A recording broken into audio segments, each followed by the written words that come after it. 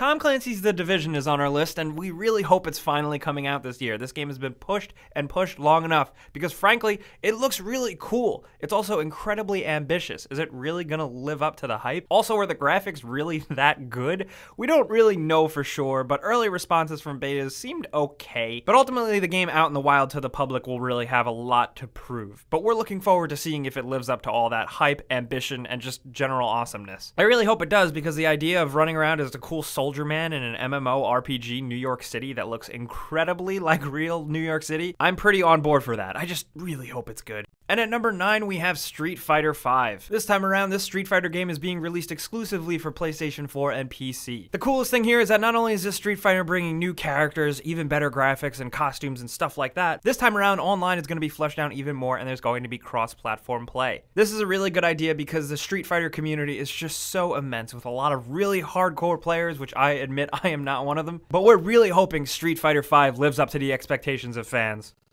And at number 8, we have Deus Ex: Mankind Divided. Once again, we get to play as the so awesome, super cool Adam Jensen, this time around in a new situation, new environment, and he's got a different job. You're thrust into the middle of what seems to be a brewing civil war between regular humans and people who use robotic augments. It seems like really cool and has a really great idea behind it. And Square Enix this time around is expanding the gameplay to really, really reward players who play differently this time around. This time around, they promise that you won't be shoehorned into a boss battle where you have to use brute force, even though maybe you're a stealth character. This time around, the game is completely tailored to how you play. I'm really excited because I got to see this game at E3, and the amount of new augments and different gameplay possibilities are like almost like dizzying. There's a ton of options, and it looks like it's so much fun to play because Human Revolution was awesome. So I'm really looking forward to seeing if Mankind Divided tops. And at number 7, we have Final Fantasy 15, also known as Holy Shit, this game is coming out, also known as Final Fantasy Versus 13.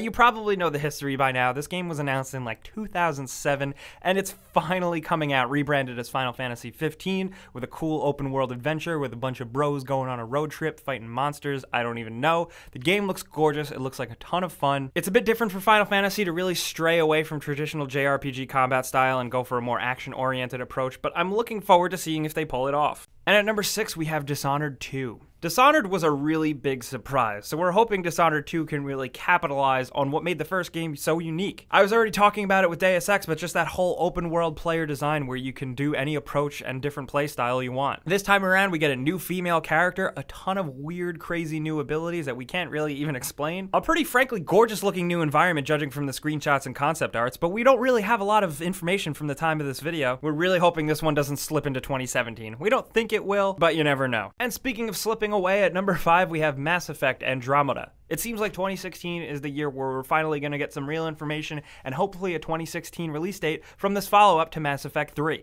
That being said, the developers aren't considering this an actual Mass Effect 4 because it's a completely new story in a different timeline many, many years after the original trilogy with all new characters. That being said, myself and many other fans are super pumped just because the Mass Effect universe is just a great sci-fi universe. I'm really excited to see where things go this time around because we're getting a completely new and fresh player character. Shepard was awesome and totally legendary, but I think sometimes it's time to move on. At the time of making this video, we still don't have a lot to go on with Mass Effect Andromeda, but that's kind of really exciting. There's a big mystery behind it, and we can't wait to see it be revealed.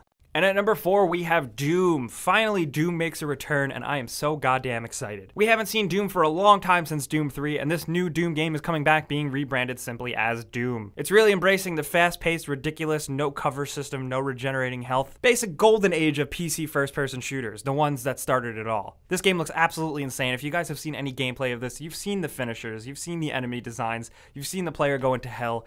It looks so awesome and so crazy, and I'm really excited. Of course, this new Doom is a multi-platform game, but you know, we're just really excited about it in general. And at number 3, we have No Man's Sky. 2016 is finally going to be the year that we see this game that I'm going to admit I feel like they showed off way too early. And honestly, I think they were still figuring out what it really is. But hopefully once it releases, it's awesome. For those of you that don't know, this is that open world, open-ended, procedurally generated game where you hop in a spaceship and fly around and explore procedurally generated galaxies and worlds. Myself personally, since this seems like more of an exploration game than a actual quest or action game, I'm really hoping to step it up. They add this to the PlayStation VR roster because jumping in a spaceship and flying around in VR could be really cool, and I think that could be their ace up their sleeve, but time will tell. And at number 2, we have Horizon Zero Dawn. This game being developed by Guerrilla Games, the makers of Killzone, it seems like it's going to be a big PlayStation 4 exclusive exclusive. It's an action RPG set in a world where the main character is a primitive native person fighting against animals that are actually robots. So it's kind of almost like a reverse type of thing, with robotics taking over the natural wildlife, which is just such a cool concept, and the gameplay of this game so far looks pretty bananas. There's a lot of planning, strategy, using your bow and arrow thing, and setting traps, and it all seems like it works very well, especially when you're fighting the bigger monsters. It reminds me of a lot of other games where you fight bigger monsters, like, honestly, Monster Hunter, or even a little bit of Shadow of the Colossus. Judging from the debut and the treatment of this game, it seems like Sony is really excited for this game, and honestly, it's kind of rubbing off on me too. Horizon Zero Dawn looks great. And at number 1, speaking of things that Sony is really excited about, and I know I am too, Uncharted 4: A Thief's End. We've been getting snippets of this game for a while, and in 2016, we finally get to play it. This apparently seemingly end to the Uncharted series looks insane. By looking insane, I'm talking, of course, the graphics are absolutely gorgeous and incredible, and there's just so much going on and so much detail, but